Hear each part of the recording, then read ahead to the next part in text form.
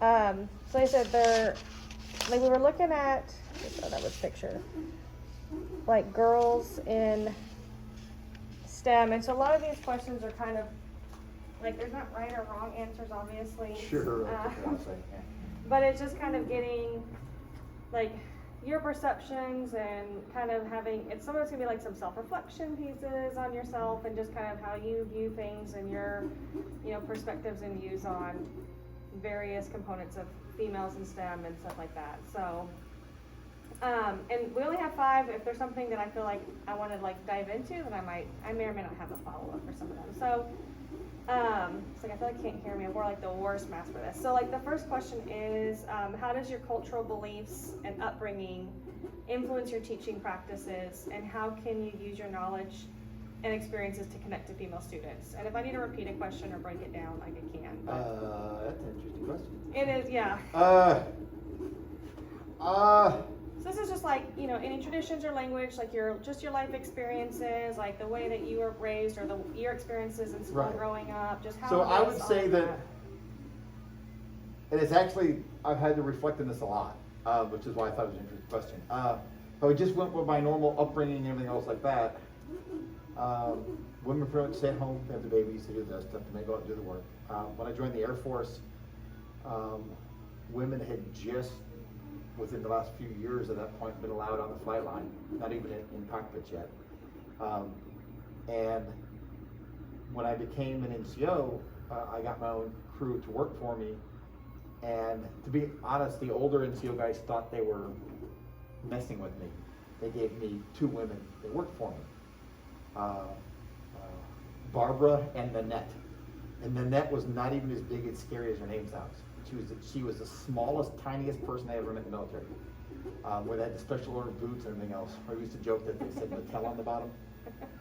But the old guys thought, well, they don't have the upper body strength and that, so they're not going to. They're useless. They're girls. They're worthless. I noticed pretty quickly that, well, a couple of things I thought to myself. One, like for example, one of the parts we had was a radar transmitter. It weighs about 115 pounds. It's very awkward. But the rules say you're not supposed to lift it by hand. You're supposed to use this piece of mechanical stuff, and she could do that just fine.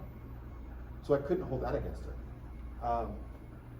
And I found out that because of her size, there are things that she could do easily that I had a hard time with because I couldn't get into spaces and stuff. So that was useful.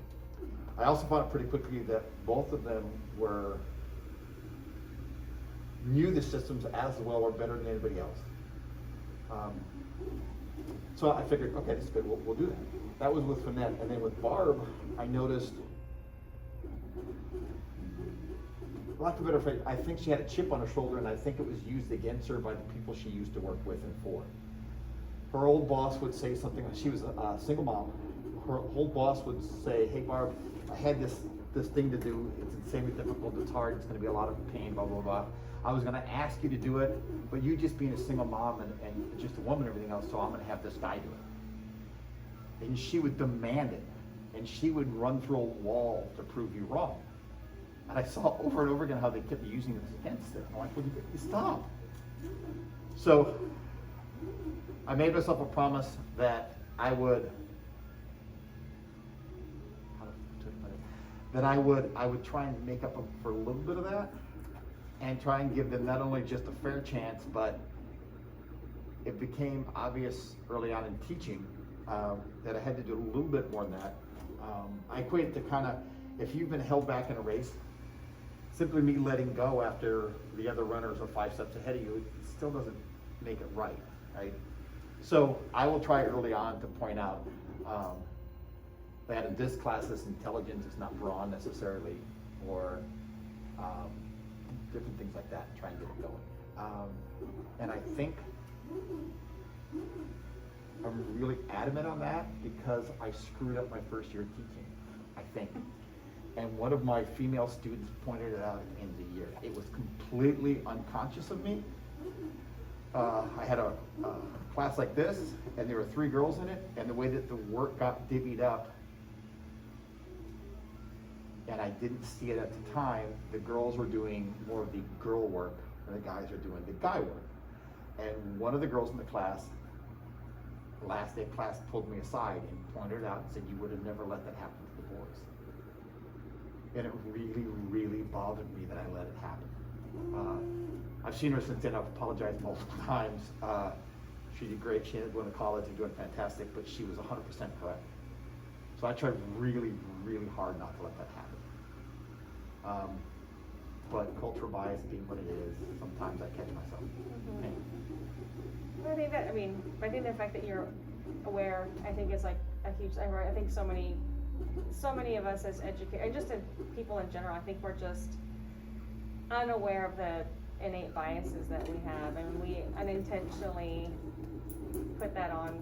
Well, I tell my students biases with a lot of different types of biases. Right? I said, look, I'm sure I have a ton that I don't know about, but I try really hard to recognize that I have one. And try and overcome it. Hopefully it works some. Well, what I've seen, it seems like you're doing a pretty good job.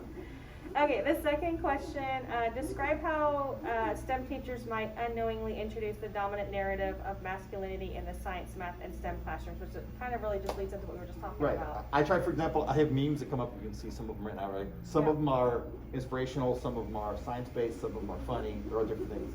Some of the ones that come up there, and I purposely put up there, and they'll show women and minorities that have discovered great things. Or like one of my favorite ones is there's an actress from the 20s, 30s, and 40s, Hedy Lamarr, who was one of the most beautiful women ever.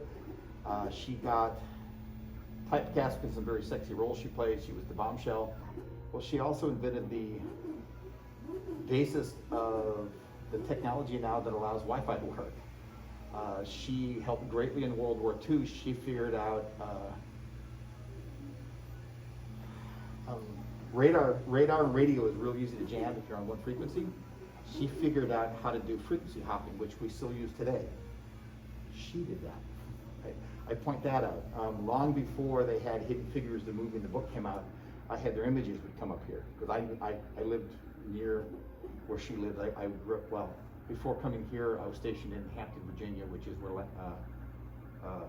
Langley is, and NASA Langley. And she spoke at my school. So I got to do a lot of that. I'll show that up and I'll point that out and I'll purposely find those and go, look. And to be honest, it's not just for the girls. It's for the guys. Guys, you got to see this. I take great pride in the fact that with very few exceptions, I'll talk about anything in my class. We talk about relationships sometimes. I tell them, you know what, I'm a teacher, I can only go so far in some things. And I'll tell the boys and the girls all the time, I said, look, I get it, I was your age. We gravitate towards the really good looking one. And we don't see what else is there sometimes. I said, think about if you're looking for a business partner. Do you want a dumb business partner? Now, not just because they're attractive doesn't mean they're dumb, but that shouldn't be your top thing. Right? If they have brains, if they have this, they're going to be attractive to you. And I'm like, oh, that's a good point, you know. And I'll think I try really hard to, not just for girls, but for other minorities and for. One of the first questions I ask my students when they get here is, how many of you are nerds? Raise your hand. And one or two will raise their hands, and I'm like, really? You voluntarily taken an aerospace engineering class, an honors class in high school. All of you, put your hands up. Whether you admit it or not, you're a nerd. Because that's kind of a group that gets pushed on. I said, this should be something you celebrate. If you get an A in this class or any class, you should be high-fiving and flexing.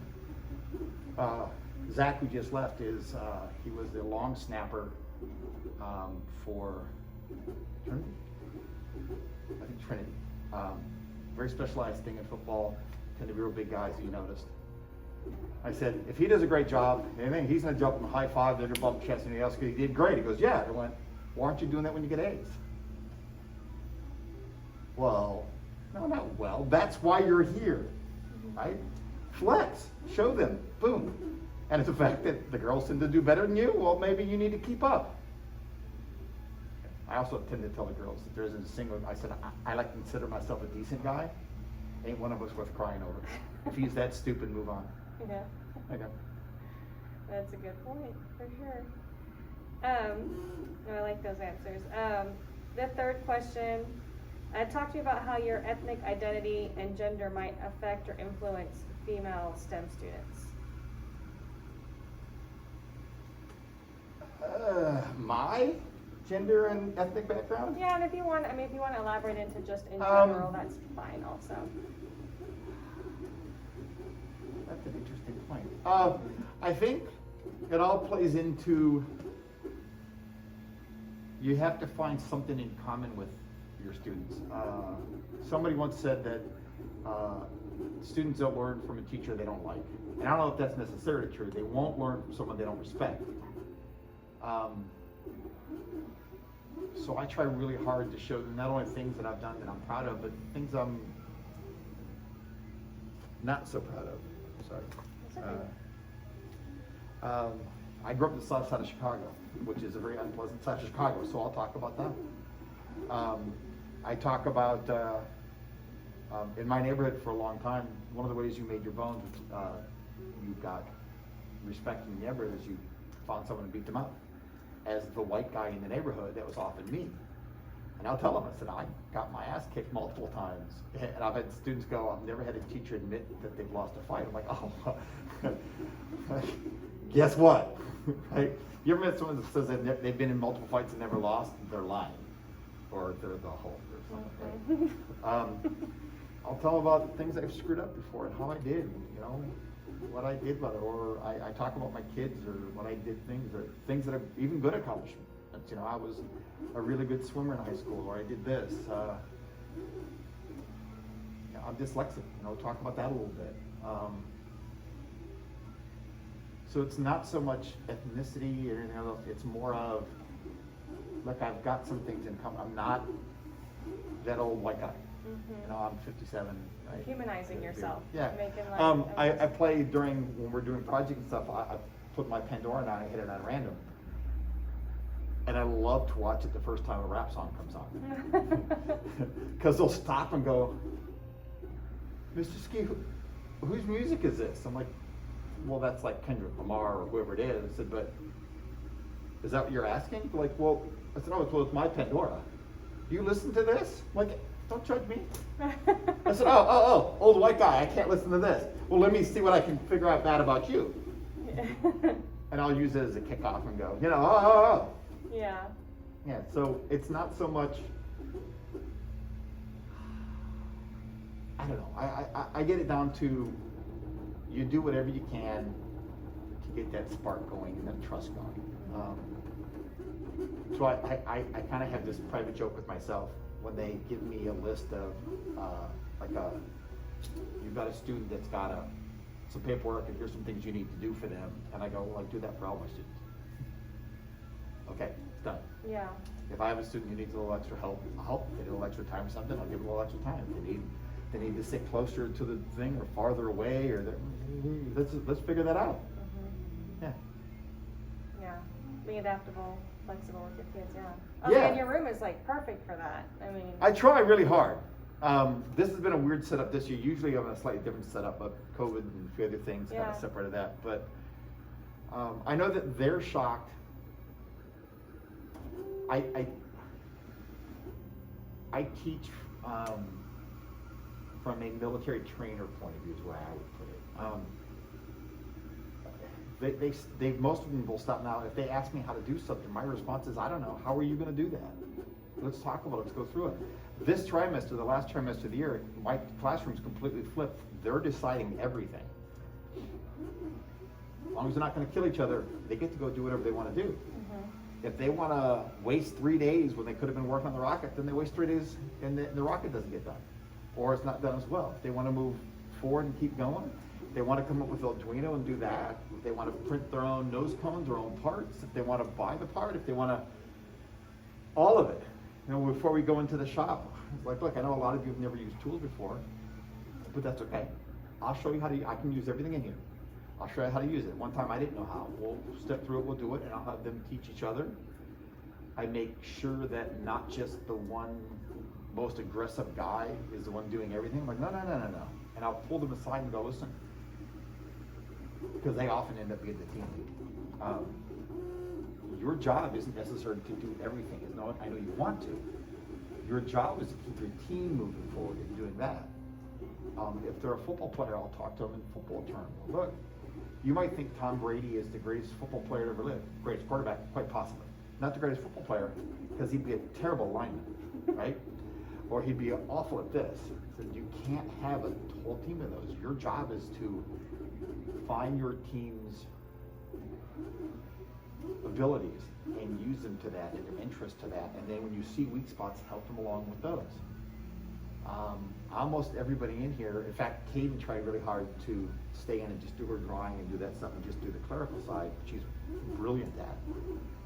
And I'm like, no, you need to go in here and you need to do the CNC machine and get this working. And when she sat down and realized most of it's just the math, figuring out how to do it, and got it to work,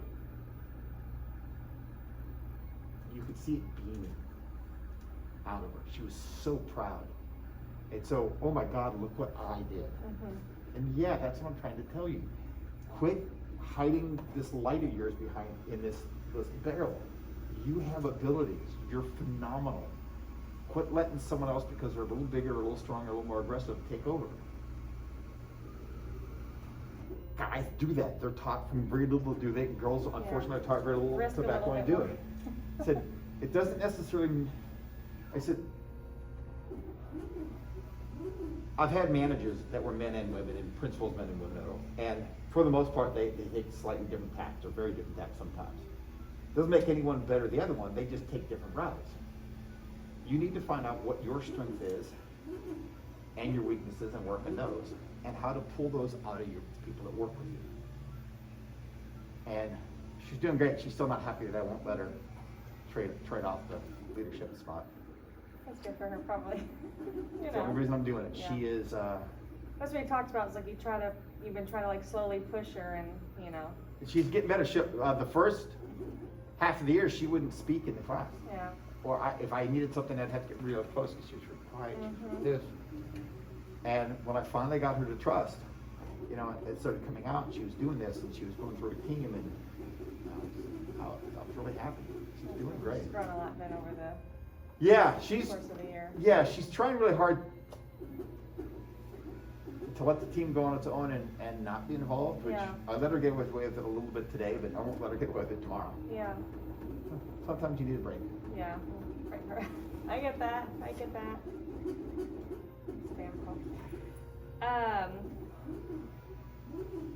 So, and this, we may have already kind of touched on this anyway, I feel like we have, but I'll read the question and, it says, to expand on the previous question, can you reflect on how your ethnic identity might affect female students of color differently than white females? But I think you kind of, Yeah, it's touched on kind that of with the- making those it's- connections. Yeah, I think it's the same way. You have to make connections. They have to trust, at least trust that you have their best interest at heart, that you're not going to betray them. And that's anybody. It's probably a little trickier sometimes. Only because our society is really kind of stacked against them. But you just cry. Unfortunately, in this district, I've had only a few. Well, I don't get near as many girls as I used to get in my other districts. And I have very few African American students in general, and of those, I had no African American girls this year. And I don't know how to fix that. I need to. I wish I knew how. I would love to have, 20 girls in here, but Yeah. it's hard. So why do you think you have less here than where you were previously? Is it, Irving, it was a lot easier. We were all one building that took all the classes in our building. So I saw you every day. If you were a Yeah. student in the hallway, I saw you every day. You knew who I was, we talked. And you'd hear other students talk about the class and what was going on, and you could see through the windows. My first class I had one wall that was all windows and faced the cafeteria. It was perfect. I had people in during lunch would tap on the door and go, what class is this? that were in different, because we were set up in different departments, kind of like here, that were like medical students going, well, am I allowed to take this class? Yeah, absolutely. Mhm. So here it's harder because we're farther away, and even if you come in for another class, it's a whole different side of the building, most likely. Right, cosmetology's over there, nursing's down that way. And other than a few that come in for either social class, Holly's classes, or interior decorating, they don't see it. First couple of years, we'd go to the schools for a little bit and do like a career night or like a, hey, take our class night. But I mean, they weren't very effective. Yeah. The best thing I do, I talk to my students every day. Listen, if you like this class, tell somebody. Tell somebody you like them, show them what we're doing, talk about it. Especially if they're in a class below you, to take it. So if you don't like it, tell people you don't like about the class and let them take it, right? Teach them a lesson. And so the more girls, especially the girls, the more girls I can get in here, the better. I said, you guys need it. This is, one of the pleas I make to them is, it's really unfair, but sadly it's true, in most careers in this country, women make less than guys. It's got a little bit better, still a lousy ratio. With two big exceptions, modeling, there are only so many of those, and engineering. Female engineers right out of college make 3 to 6% higher than guys do. We catch up. But right off the bat, you start making this. And usually I'll have a guy either smirk at it or say something along the lines of, wow, that's not fair, they're just trying to get it so they have girls in there. I'm like, yeah, they want a different point of view. And when I get teams together, I said, this is important. This is a hard fact for a lot of people to understand. You want a team with diverse backgrounds. I said, I refused jobs before I became a teacher when I was a software engineer because I toured the place and everybody looked like me. They were all white guys between the ages of like 20 and 40. I said, one place they're all blonde. I was a little concerned about that one. Right? Said, but you, because of your background being different from me, even if we experience a lot of the same things, you experience it differently. You will come up with an answer that I would have never thought of. We will look at the same problem, and you're going to put your background and experience in it, and I'm going to put my background experience in it, and we're going to come up with two different solutions. I said, now there's X number of students in here. I said, sometimes that means you're going to come out with something I never thought of that's brilliant. I've had multiple times every year where I go, that is fantastic. I said, sometimes you come up with something that's ridiculous. But that's because you don't know any better. That's why I'm here. You have to be able to let people speak and get those answers. My background is very different from yours. I have no idea where you grew up. I grew up in south side of Chicago, like I said. I'm a military brat, Right. so everywhere. So, military, right, the whole thing. It's different. And I'll pick one of the girls or one of the minority students and go, you know, where you're from. I don't have your background, you know, or someone with an accent. Well, where's your family from? Okay. So I've never been there. I didn't grow up that way. You will see things differently than I will. The people, you want that, you need that. You will never come up with it. If you think the same way as everybody else does, like when my company hires you to solve this engineering problem, if the solution you give is one I already came up with, I don't need you. Why are you here? I need you to come up with a better solution, a different solution. And that's why you need these different backgrounds. I tried really hard early on. This is why you want this. We build the 3 small rockets for the first half of the year. Different requirements, different things. And I tell them, I randomly select your partners. It's pseudo random. Usually, third rocket, I get somebody that I want to force together. Usually, it's either 2 big alpha males that just push their partner around. Let's see what you guys do together. See if you can figure out how to do this. Or I'll take the 2 that take the back seat. I just sit their partner do all the work. And I'll take 2 people and go, here you go. Learn how to swim or drown. I'll take people I know not particularly like each other sometimes. Can you get past that? Because I'll tell them, I said, listen, it's not about personalities. I've worked on teams, and I rarely have had a chance to pick my own team. I've worked on teams with people I had 0 respect for. I've worked for people that I wouldn't slow down if they were crossing the road. But it wasn't about me and them. It was about getting the job done. Get the job done, and then I don't have to ever deal with this person again. So quit focusing on him or her. Get the job done. This team that was, they took their body home. Okay. They cut their fin slots, and they come right to this end of the bottom, and one of them snapped it. Something I warned them was gonna happen early. I even know who did it. They don't know. Well, the person did, right? No one's So- gonna fess up. Right, so no one would fess up, so they immediately started pointing fingers and blaming each other and yelling, and I let it go on for a little bit. I said, stop. What are you doing? Why are you blaming each other? Does finding out who did it solve the problem? No, then shut up and solve the problem. Solve the problem. Well, they should fess up. They should. They're not. Solve the problem. Because you can complain about it all you want, and you're not going to get the launch. Or you can get it solved and move forward. I think I told you about Cindy, the girl I had several years ago, that where the boys purposely cut the tube too short. Yes. Right? Where she got so mad. She was so angry. I just saw her the other day. Right, I'll tell that story and I'll show their video and I go, look, this is why they're so excited. They got past it. Now, I should tell you that after they got it launched and we got back to school and the next day we were cleaning up, she went off on these guys. But she put it aside, got it done, and then took care of that. Did they deserve that? Oh, absolutely. Oh, yeah. Yeah. But yeah, power through. Yeah, it's just, I don't know how else to put it. It's a hard question to navigate. It is. It's how do you move forward, and all I can say is you model it. Mm-hmm. Have I stuck my foot in my mouth a couple times? Probably. Because I share almost everything with my students. They know I'm an atheist. Right? I've had students that wanted to talk about that. I'm like, I'm never going to try and argue with you on it. That's not my job. But if you want to understand why I am, I'll tell you that. And we've done that. I've had students since I've been in this district who are transgender, bisexual, gay, straight.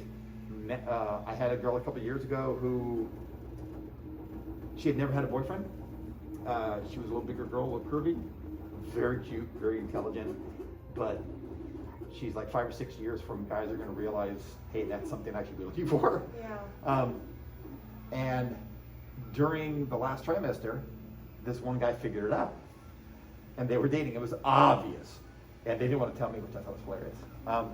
And then it was kind of obvious, and because it was her first boyfriend, she was all like, right? It was all about him. I'm like, stop. It's not about him. Stop it. Stop. He's a nice guy. I like him. Stop. Oh, no, you don't understand. He's my first real boyfriend. I said, no, I get that. I understand that. Please, this is not about him in particular. This is about guys in general. He's not worth it. Because she had a free ride to go to OU. And he was going to be a senior the next year, a year younger. So he was going to be here, so she wanted to change schools. I'm like, don't you dare. She ended up doing it. She changed schools to UNT. Most of it paid for. And then they broke up that summer. Yeah. And I'm like, what did I say? Yeah. She goes, I want you to know I was really upset about it. She goes, I broke up with him, but I was so upset about it, I was crying. And I could hear your voice say, none of us are worth the crying over. She goes, I stopped. And you're right. But he was still my first boyfriend. I get that. I understand. He's not a bad guy. He's just a stupid guy. Yeah. She goes, no, I know. You're all stupid.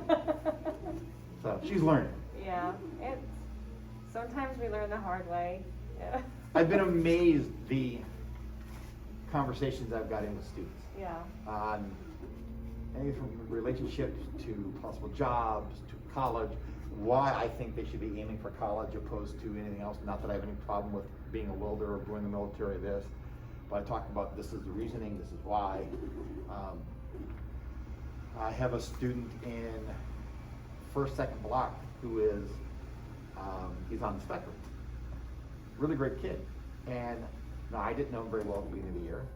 And I went to the yard, and the counselor and the teacher and everyone else is kind of telling him what he's going to do. He's a senior there, what he's going to do and how he's going to go. And they got mad at me, and I was like, well, wait a minute, no one's asked, what do you want to do? And they really got mad at me. And they want to aim him towards one way, and I get why they're doing that. I don't think anyone else is paying attention, though. I'm watching him. He's brilliant. He's a really smart kid. No, he doesn't like human beings very much. Me either. But he works well in small groups. Yeah. Now that he gets to know it, he's actually really, really well. He's going to be the 4th person on his team, which is killing me. He would be number 4. Yeah. Those two are the biggest reason I want to have people. And I've talked to them a bunch of times. I said, you know, I know that you're talking about doing this or this after school. I said, but do you consider community college? He goes, I don't know, a little bit maybe. I don't really see me doing it. I'm like, I think you can. I went to community college first. I said, and there's a job, Tarrant County Community College has associates for it called an engineering technologist. So you have to understand the basics of engineering and all that. He goes, I can do that.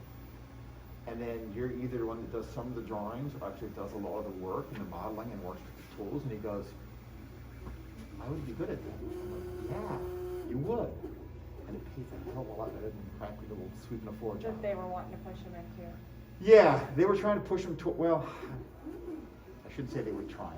It seemed to me that they were setting the bar really low. And I'm like, set it here. If you don't get it, okay, you don't get it, right? But set it there and aim for it. Not here, right? But I don't know what he's going to do or where he's going to go, how they're doing it. But I think that goes a lot to show the fact that you have those conversations, a lot to go with the relationships that you're saying that you build with your kids, because I try really hard. I wish more people understood teaching is relationships. If you trust me and I'm worth being trusted, I can get you anywhere. Trust me, we can do this. Let's go. I'll show you. And without that trust, because it's got to go both ways, I couldn't teach this third trimester, especially the way I teach it. because they're pretty on. I would you have just to cut take those, control. let them loose. I sit back here, and I do my thing, and most of them just kind of come in and let me know they're here and go to work. Class doesn't start for 10 more minutes. But you built that foundation. They're going to get here. Yeah. You're not doing that day one. It takes a while to get there. I tell them from day one. I tell them like with their phones. I'm like, look, if we're talking about something important and you should be taking notes and stuff like that, first of all, I'm not going to grade your notes. They're not written for me, they're written for you. You want to take them, great. If you don't, that's okay. Somebody's got to work with the accounts, right? And they're like, whoa. I'm like, no. I said, if you're going to be staring at your phone, at the beginning of the school year, I'll tell you a couple of times, hey, quit scrolling out, quit phone. I said, eventually I'll stop.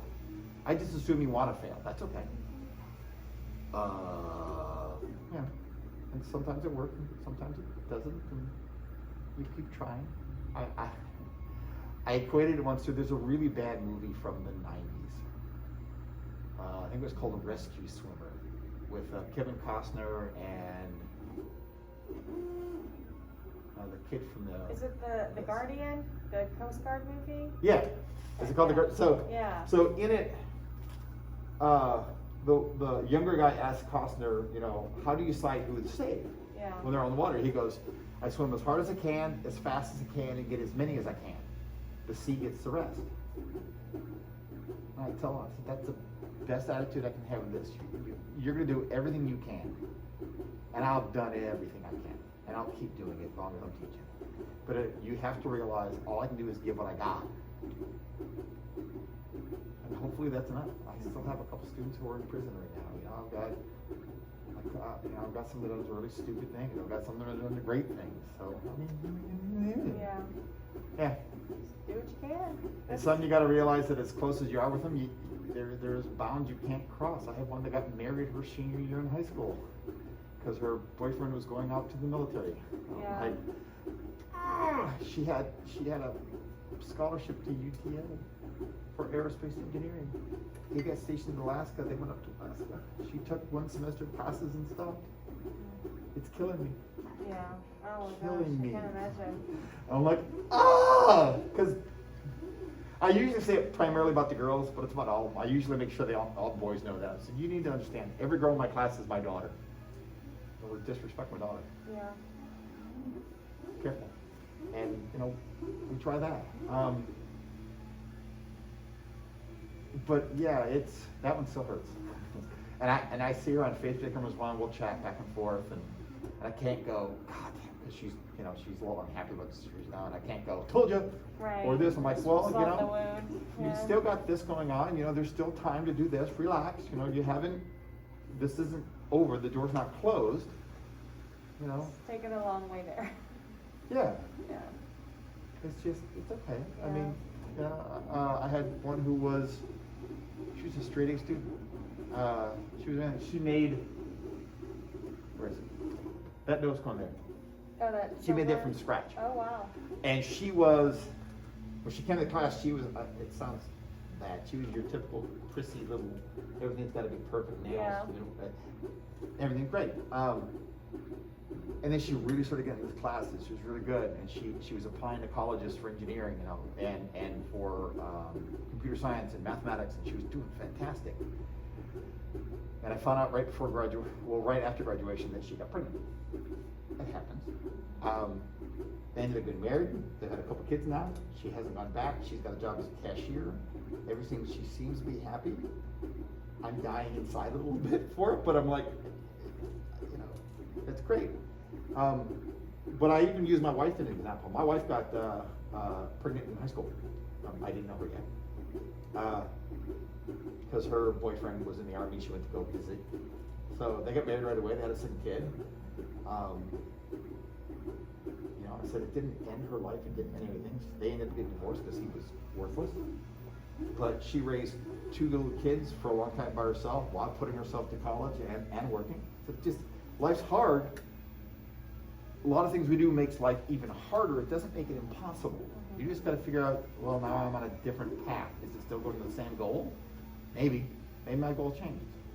I never saw me as a teacher. Yeah. Ever. Ever. If you could go back and find my teachers, assuming they were alive, they would be flabbergasted to find out I was a teacher. So. Yeah, it worked out that way. Okay, so the last question I have for you is describe the materials or strategies you would implement to promote inclusivity and differentiated instruction for female students of color in STEM. It kind of goes again with all of them. I do everything I can so everyone knows they're there. I try really hard. If I know that they or their parents or somebody are from like another country, for example, I'll look for things as I'm looking up engineering or science stuff from those places.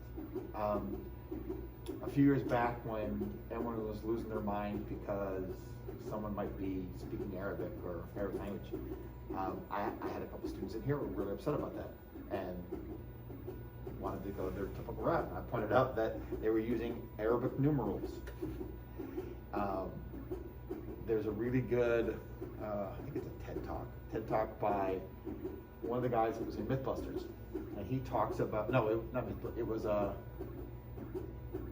can't remember who does this one now, but he talks about how at one point the center of all scientific learning and knowledge was Baghdad. And how that changed, and what changed over time, and how it went around. And this is why so many of our constellations and stars have Arabic names, because they were discovered here by this. And he said, look, a lot of things we take for granted come from these other places, and we don't really talk about that. We talk about this guy, we talk about Nikola Tesla, now he came here and what he invented, and how everyone gives credit to how he invented the light bulb. Him. Yes, that guy. I said, but he actually didn't invent the light bulb. He actually improved it. Here's how he did it. Right. And this is what he did with this. And AC, how it came along. This is why the car's named for Tesla. And all these other things. I've got one of the memes that comes up. Most people don't realize that the remote control for your television was invented by a black man. And I'm like, dude, you have no idea what it's like to have to get up and change the channel every time. Yes. I was the remote. I was too. Right? I remember This man that. made your life easier. I go through in this one and they're like, oh wow. There's a documentary I'm about to show them after we launch. I just watched it the other day, first time I've seen it. It's called When We Were Apollo. It's about the early Apollo program with NASA. And I was going to show them to do some of the history of rockets anyways, but I really want to show it now because it also shows how NASA helped African Americans and women. There's a woman in it who said, she was in, I think, Alabama. Her kids, she went to her husband and said, I'm home, I'm raising our kids. They were still kind of young. I want to go back to work. And at the end she says, and my husband said, you're just a woman. What job could you possibly get? And they look at her, she goes, so we were divorced shortly after that. Right? She goes, but here I was, a single mom. I had 2 kids. You know, I wasn't getting much help from him. So she became a Kelly girl, which was like a temporary typist type office worker, working with the NASA program. She'd spend 3 months with this company, 6 months with this, whatever the contract was. And then she got picked up by IBM and they offered her a full-time position. She ended up as a director. She goes, and I could have done none of this without NASA. NASA forced it. There were a couple of people in here who ended up as fairly high up too. They were African American. It started off really low. And it talks about how in Alabama, this is back when the guy was going segregation forever type thing, right? Where NASA went to him and said, we will pull everything out of your state if you don't stop it. And he goes, and that allowed me to do this, and it allowed this to do this, and it allowed this to do this. I talk about how here in Texas was the last state, by the way, to do this. And this was in the 1970s. It's like I was alive in the 70s, people. I was born in '63. In the 70s, in the mid 70s, as a woman here, and you got married, anything you own now belongs to your husband. I went, you couldn't get a checking account without his permission or your dad's permission. They're like, well, until you're 18. I went, no, 20s, doesn't matter. You, for lack of a better phrase, you weren't a real citizen. You weren't a real person. You know, we had this whole, probably the basis of my whole philosophy. Because I talk about this every year. I said, in my opinion, one of the best documents ever written, I think there should be an entire class about it, is our Declaration of Independence. I said, everybody remembers taxation without representation. I said, but Jefferson and them who wrote that knew to have a government you have to have taxes. So they couldn't just say, well, we don't believe in paying taxes. They make this great argument. They said, listen, our argument isn't against taxes, it's against you think you have the right to charge us when we had nothing to say about you being in charge of us. It says, all men are created equal. I said, it should have said all people, but they said all men. I said, and it goes through this and it says, because we didn't put you here, you don't get this right. This is the first thing we ever said as a people. We stood up to the world and said, we believe everybody's the same. I said, that's the way we do things in here. Now, and then usually they go, well, then they had slaves. I said, no, I get it. They were flawed. They couldn't see past their upbringing. I said, but we know better. We have the benefit of being able to look back and see them, and we can bring it forward. And while it's gotten better, it's still not enough. We can fix that. That's kind of the whole philosophy there. Sorry, that's my big soapbox. I love sorry. it. I love it. You've said so many great things. So that's my last question. But I appreciate you letting me come in and hang out in your class and observe and talk to the kids. It's always open. Yeah. I think it's weird that, again, the things, because I was in the military and anything else, that even principals and stuff are like, is it okay if we come in? I work for you. Yeah. It's a public high school. Walk in. I don't care. Have a seat. I don't do anything different when someone's here than when they're not. And that was me too. I'm just like, I'm Here's what I do. Keep doing what I'm doing. Yeah. And either you say it's great or you tell me Yeah. it's not. If you see something you think I should change, cool, let me know. Yeah. I mean, that was might kind not of agree, but. Yeah, yes, that was kind of there was a few things I was like, yeah, thanks, but no thanks. What did you teach? I used to teach biology. Huh? I was at Euless Junior High. I taught 9th grade science, IPC, and then it eventually switched to biology. I did that for 12 years. And then I've been in this instructional technology with Vicki for the last 3 years. So it's been a change. It's been good for me to make the change, but. Yeah, they stopped asking me here. Lisa asked me the first 2 years and she's finally stopped. But every district I've been at, they keep going, you need to go get your principal's certificate. Go do that. I'm like, no. The only thing I like about this job at all, and I love, is being in with my students. If you take that away from me, I'm not coming back. Right. I would hate it. I would hate it. And I was a sophomore engineer, so I can get into Cube by myself and just go all day. But I love this. Mm-hmm. I like knowing, while it still sounds grandiose to me, I like knowing I'm making a difference. Yeah.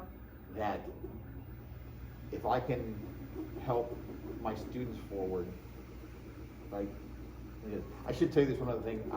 I usually about once a year, I cuss once in my classroom, and it's for a reason. I will tell them at some point, usually towards the end of the first try, something will happen. It'll be based on race or something, either in my classroom or the news. And I'll go, all right, listen, we need to talk about this. I'll say, here's the thing. There are people all over the world, most of which will never ever meet you, who have already decided they know you. Because you're male or female, because you're short or tall, you're black, Hispanic, Asian, whatever, you're from Texas, you're in the United States. They've already decided that. Those are called prejudices. We all have those. I have them. We all do. The trick is to recognize you have them and try and get past them. Some of them are good, right? Or at least we think they're good. They think if you're Asian, oh, you're probably smart in that.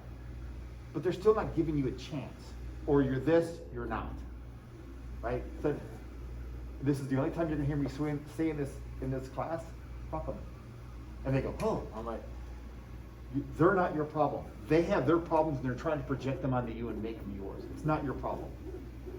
Your problem is simple. Go look in the mirror, beat that guy. And do the best you can. That's it. It's the best I can ask you to do, best anyone else can do. Give it your best and be as honest as you can. Now, I will say that one of the things that have come off that really shocked me is that be honest with yourself and as best you can is so many of the transgender and gay students have come out to me, which I think is a huge honor. And then they're like, well, how do I tell my parents? I'm like, oh, I haven't been in that situation. I don't know. In fact, I was talking to one of my students a couple days ago who wants to know how to come out to their parents. And I'm like, I don't know. I can tell you that I've had students in the past. I was talking about one in particular, and literally I got an email from that student the next day. I'm like, oh my God, I was just talking about you. Talking about why, and he's like, you're welcome to give him my phone number. Here it is. You help me through, I'll help you. Yeah. Which is awesome. That is awesome. I'm getting emotional talking about it. This I is know, ridiculous. that makes me feel like. I'm like, oh, come on, stop this. Yeah, because I mean, I understand. I mean, I get that because I've had kids that have confided me on some very personal situations they've been through, and to have them like feel comfortable enough to come and talk to you about it, I think that says a lot. And it's huge, and it's like for me, it was very. You know, I'd sit there and crying with them, you know, about what they're going through. But it's just the fact that they feel that they can trust you to do that. I think it says a lot about, you know, you as an educator and as a person, and because they don't get that from other teachers, or I mean, again, it's like, you know, they say you might be that one person, and when you are that one person for that one kid or 5 kids or whatever, it's well, and I will tell you that you asked a question about like how my background and ethnicity things. I would tell you that, and I haven't had the problem in this district. When I was in Irving, I had more than one, at least twice, third kind of, where I had a Latina in my class who was doing phenomenal. Mom and dad were first generation here, right? Where dad's like, well, she doesn't need to go to college, she just needs to find a good husband. And I'm like, everything in my body wants to jump across the table and go, what are you talking about? And I'm like, oh, stay calm. And literally I found myself negotiating with them on behalf of their daughter, which I'm fine with. But a couple times this happened, I was like, that should be his job. But I'm like, all right, let's work on this. Yeah, because they have their own cultural bias of what the role is of the females in the family and their beliefs, and so trying to. And I've had times where I had to do the opposite. Right. I've gone and talked to the students, and who clearly aren't living up to their potential. They're going out doing stupid things they shouldn't do. Their parents, in this particular case, came across illegally, right? And they're like, well, it doesn't really matter. I mean, when I get caught, I'm going to get sent back to, in his case, El Salvador. And I went, well, maybe. Do you want to go back stupid and uneducated? Do you want to go back with an education? I mean, your parents worked their asses off to get you here. I've met them. They walked from El Salvador. I said, can you do that? I can't. I know I'd die. There's no way I could do that. Right? To give you a better life. Not to do anything else, but they did that for you. You at least owe them the effort. Because if you don't think you owe that, when you go home tonight, when you walk in, your mom spit in her face. Because that's literally what you're doing right now. It's sometimes that little kind of... Put some perspective. That getting harsh with them sometimes, they go, oh, I'm like, That's what you're doing. Right. You have a chance that they never had, and they gave it to you. You owe them that. Or go back. Yeah. Well, they're going to send me back anyways. Well, they might. And I'm sorry. They might. You want to go back as what? I mean, maybe they don't, I said maybe they catch you sometime and they send you back. But maybe they don't catch you for 4 or 5 years and you can have a degree and go back. Want to go back as an engineer? Or you can go back as some guy who sat around and ran the streets and got arrested a few times.